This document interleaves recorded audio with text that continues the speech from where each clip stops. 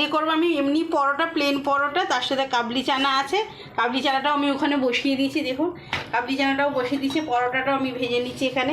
কাবলি চানা দিয়ে পরোটা বেশ একটু শসা, পেঁয়াজ, লঙ্কা দিয়ে, ধনেপাতা দিয়ে খেতে খুব ভালো লাগবে। পরোটাটাকে আমি গরম হয়ে গেছে, তেল দিয়ে ভেজে নিচ্ছি পরোটাটাকে ভালো করে লাল করে।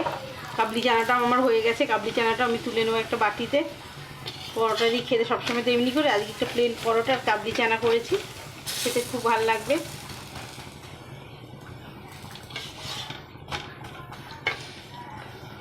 পরোটাটা আমার হয়ে এসেছে লাল মতো।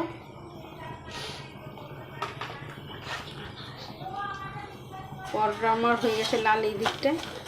এবার আমি তুলে নিচ্ছি পরোটাটাকে। গ্যাসটা আমি অফ করে দিলাম।